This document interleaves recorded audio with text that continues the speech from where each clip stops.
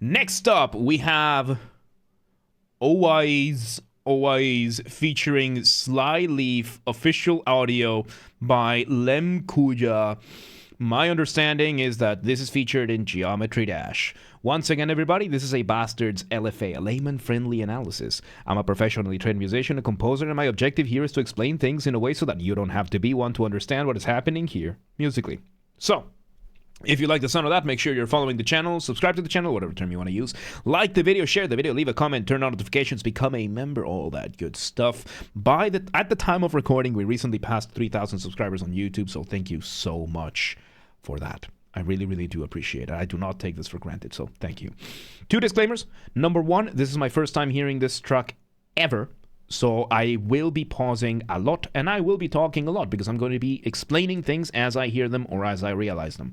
And number 2, this is recorded live on stream on a single take. So I might stumble upon my words. Whatever happens, happens. With that being said, let's do this. Wise. Let's go. Tu chantes sous la douche. Ouais Ouais Formidable de Charlie Oleg et de François Choron. C'est quoi la meilleure chanson pour un samedi soir? So we start with people speaking French.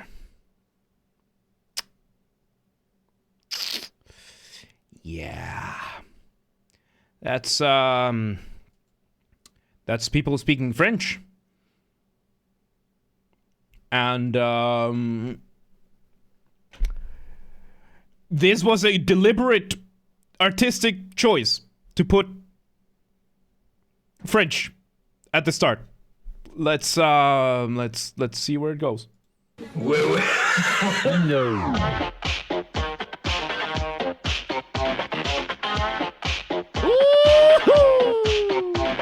All right, there we go. So we bring in our funky guitar with our riff.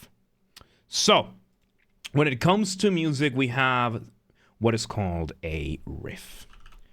So a riff is a contemporary version of a motif. Motif is the smallest version of your musical idea, the seed, the essence from which everything else comes from, right? And the riff is the newer version of that we have. Usually it's used for guitars, it's used in a bass, something like that. And it's funk, dude. Funk is a lot of fun. It's very rhythmic, very just groovy in that sense.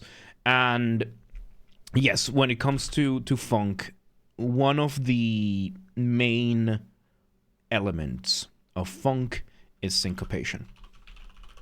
And that is precisely what this riff is doing. We are engaging in syncopation. So, when it comes to music, you have 3 elements: melody, harmony, rhythm. When it comes to rhythm, rhythm is the use of time, is how fast things happen, when they happen, duration, placement, all that kind of stuff. And that is determined and subdivided into bars or measures. So a bar or a measure, these are the same terms basically, that was my computer, is the smallest division of time that we use in a piece or a song, which is then determined by a time signature to determine the beat of it. So a time signature made out of 2 numbers: upper number, lower number. Upper number describes how many notes or how many beats there are. Lower number is the type of beat that you're going to get. In English, it's pretty easy to remember. Whole notes are represented by number 1, half notes by number 2, quarter notes by number 4. I almost said 3. Number 4. Eighth notes by 8, 16th notes by 16, so on and so forth. So a 4/4 bar is going to be made out of 4 quarter notes. So we are going to count them in quarter notes. We're going to be counting 1 through 4. Now, when it comes to music, 1 whole note contains 2 half notes, 1 half note contains 2 quarter notes, 1 quarter note contains 2 eighth notes, so on and so forth. So even though a 4/4 measure, you're going to count the quarter notes. You're going to be 1, 2, 3, 4, 1, 2, 3, 4. There are still going to be 8th notes, 16th notes in between, and everything like that. So whatever happens that hits along with the numbers, we call that on beat. And whatever is off beat, that is syncopation, which gives you a very, very cool sense of extra pace, of momentum, which is something that funk relies very heavily on, especially with a guitar riff.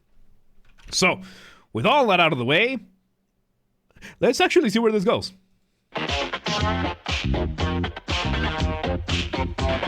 We include the drums. Oh!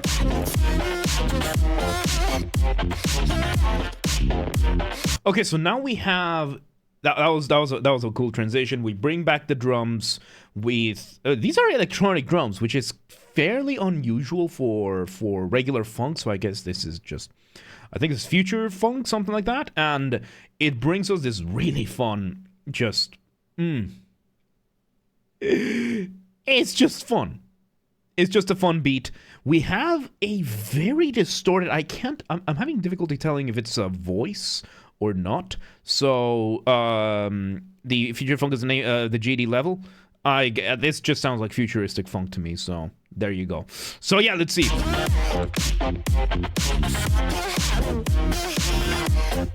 So yes, we have, so this is a song. This is not just a piece, this is a song, a full-on song. So the difference between a song and a piece or a track, a piece is usually instrumental. There are no lyrics, there is no singing, or if there is singing, it's not the focal driving point of the thing. A song, as opposed to it, is going to have singing, it's going to have text, and the vocals are going to be the primary the primary movement and driver of whatever is happening. In this case, we are having this battle between the vocals and the guitar, which is kind of unusual when it comes to funk, because usually you're going to have the vocals like very clear and everything, and what is driving the vocals to be this on par with the guitar riff is the fact that the vocals are distorted. The guitars have the same distortion as the vocals, but we are going through the structure. So we had an intro for the song. Now we are in what we call the verse. A verse is going to be going through as much text as possible and is all about going through text. A verse is text over music. Then we might have either a pre-chorus or something, but structurally speaking, overall, you're going to have intro, verse, chorus. Verse, the chorus is going to be music over text. That's usually when things change, it's contrasting, and we bring in the music, and it's going to be the catchy part. And the reason why it's the catchy part is because it's music over text. Let's see where we're going.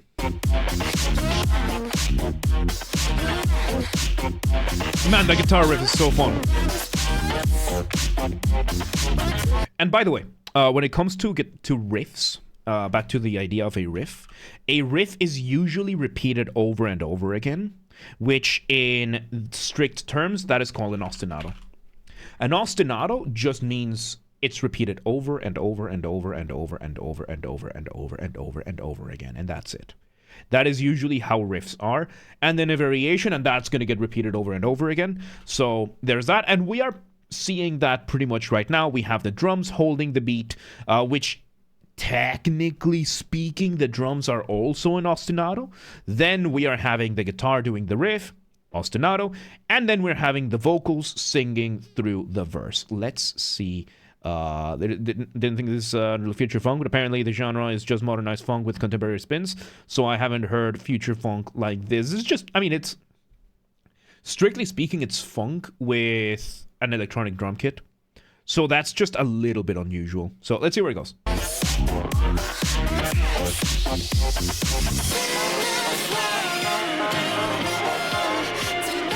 Okay, so we enter the pre-chorus with this. which I like to call as going off the ramp. Going off the ramp, colloquial term that I like to use. Colloquial just means there's no official academic term for it, or at least I'm not using it for the sake of simplicity, for the sake of explaining. Off the ramp is a transitionary phase or section of the piece or song in which you want your listener to feel suspended up in the air at the mercy of inertia off a ramp, waiting to see where we land. How do you do that? You remove the drums. Remove the drums, and that's about it. So, yeah, there you go. And yes, I know hating on the French is funny. I went to Paris earlier this year. It was fun. It was fun. Beautiful city, really good food. The French were cool over there, but, you know, the French hate everybody else. So, and, you know, the French brought on to us the Quebecois. And that is unforgivable. That is not forgivable. Let's continue. And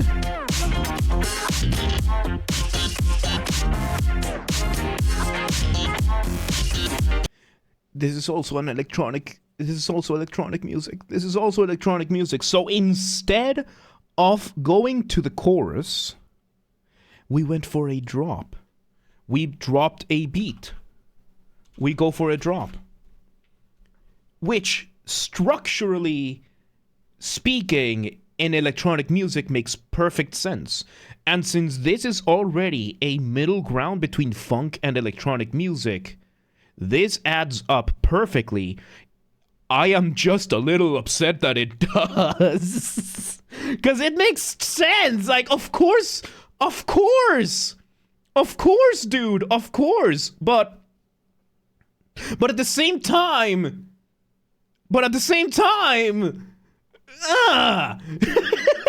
so let's see where it goes.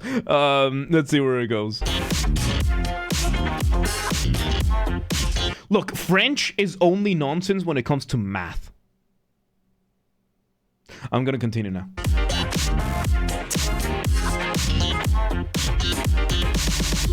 Alright, Megumi, go ahead.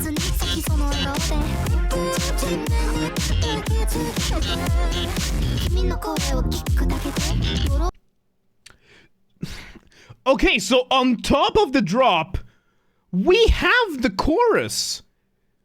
This is a chorus, so it's a drop and a chorus at the same time. It just started with a drop, and now it's a chorus. You can hear the melody a lot more defined with the singing. And yeah, now it sounds more like funk. And all they had to do was remove the distortion from the thing. And it sounds like it switched to Japanese. Yeah, very, very good observation there, Love. I think it's, yeah. Let's see. This is bizarre. But it's also fun because it's funk. You can't have funk without fun. So let's just see where it goes. We bring in the triplets, nice.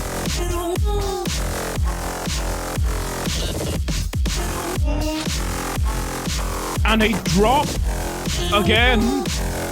Nico, one letter at a time. Oh my god, dude, look at... Yeah, this is just a mashup. We just brought in the structure of two genres, put them together, and that's it. Because it's like we have two separate things going on at the same time in parallel. Because we have the funk going on, which is the guitar and the vocals. And then we have the drum beat with the bass and the distortion of the vocals giving us electronic. And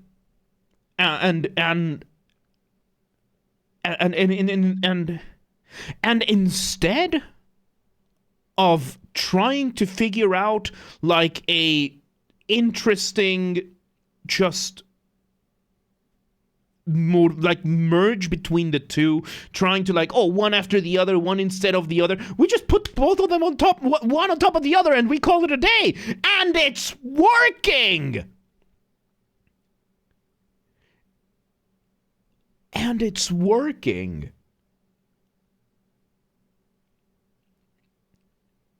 Oh my god.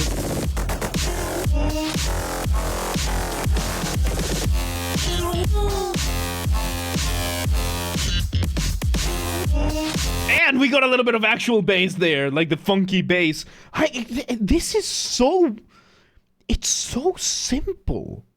Like, the idea of it is so simple and straightforward. Like, the snob musician part of me is upset at this.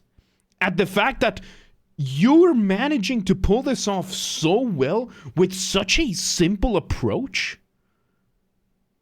And it just sounds fun. Let's see where it goes.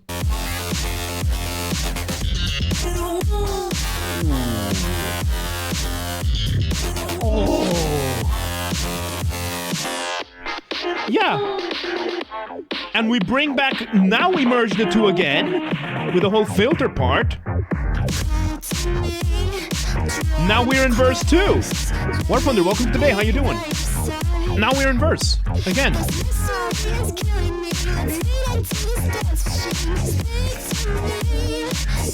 And we're in English now. So we went from French to Japanese to English. Okay. Okay, like, this is... Like, the snob musician in me is offended at how well this is working. We are just... Because usually when you mix genres, it's usually a super... Like, it's usually a complicated process. But this one is so simple. It's just really good. Yeah, let's see where it goes. I'm doing alright for War Thunder, yes. What, Beat the Funk? Yeah.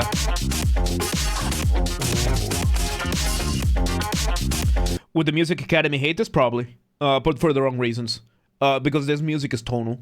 So the academics would probably hate it because it doesn't have 7 layers of intellectualism behind it. And it's something that people will be able to listen to and like. Like the masses would be able, the common man would be able to listen to this and enjoy it. So because of that, the academics would absolutely hate this. Because it's something that the common man would be able to have. Let's see where this goes. Man, it's just working. We have the riff again. We bring back the elements of potato. Yes, indeed. Welcome to the day, man. How you doing? And we go for another drop. Oh, dude, like those little moments in between for the drop that would usually be silence are being used for additional funk. Dude! And yeah, structurally speaking, we are now in our second drop, which, if we follow the same structure as before, is going to be another chorus. Let's see where it goes. Oh my god.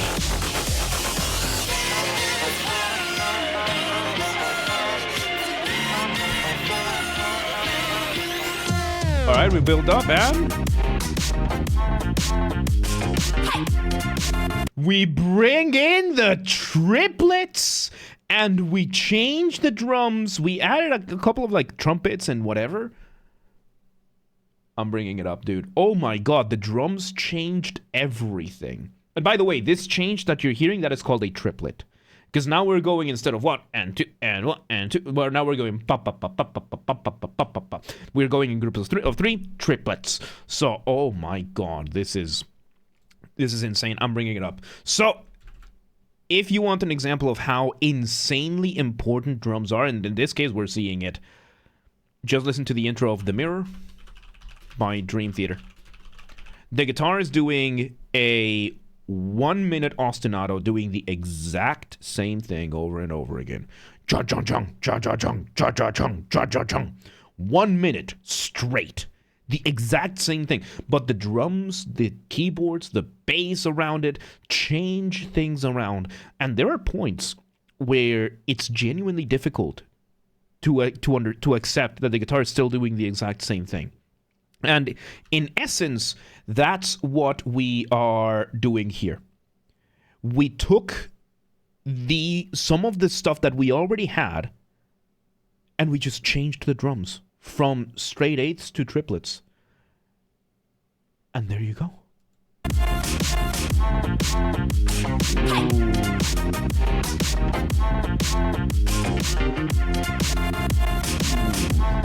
Hey guys, show this person responsible, guys. Yes. I'll show you the mirror. I'll show you the mirror after this. Oh. So yeah, now we've now we've gone from funk with electronic to funk with electronic and blues.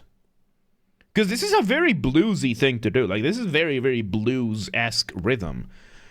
Not an extra genre that I was expecting to have at this level of the game, dude. So, oh my god. Welcome back, YouTube.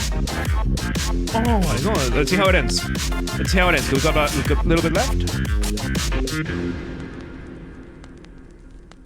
All right, cool. And we just pop. That's it. Let's just turn everything off. We just unplug it before we get too excited for the blues, I guess. That was such an experience, dude. That was awesome. I was not expecting that from the French. No, seriously, that was awesome. That was like, I am like the snob musician, like the snob academic in me is just so offended at how well this worked. At how insanely well this worked. It's insane. It's insane. But there you go. That was OIAs featuring Sly Leaf by LemKuuja, featured in Geometry Dash. Once again, everybody, this has been a Basterd's LFA, a layman-friendly analysis. I'm a professionally trained musician, a composer, and my objective here has been to explain things in a way so that you don't have to be one to understand what's happened here musically. So, if you're watching this in the video YouTube archive thing, thank you for watching. Make sure you're following the channel, subscribe to the channel, whatever term you want to use. Like the video, share the video, leave a comment, turn on notifications, become a member, all that good stuff, all that good stuff. By the way, once again, at the time of recording, we recently passed 3,000 subscribers on YouTube. Thank you for being here. I really, really do appreciate it. I don't take this for granted, and I'm just so happy. I'm just so happy we've made it this far, this fast. So thank you. Thank you. If you want to listen to this without me interrupting every 3 seconds, I will be linking it in the description down below. If you want to request songs, by the way, if you're on the live stream, you can start requesting. If you're not on the live stream and you want to request a song, go to the Discord link down below. Go to the LFA requests channel and go to the LFA requests channel and follow the instructions on the pinned messages. And if you want to catch the streams when they happen live, we aim for Monday through Friday, 6 p.m. Central European Time. If you want to know what that is for you, we have the full stream schedule up to date, showing in your local time zone on both the Discord and the Twitch, both linked down below. And follow the gaming channel. We have a gaming channel because of course we do. We're on YouTube. What else would we do? We put the what's called the VODs of the gaming after shows when they happen.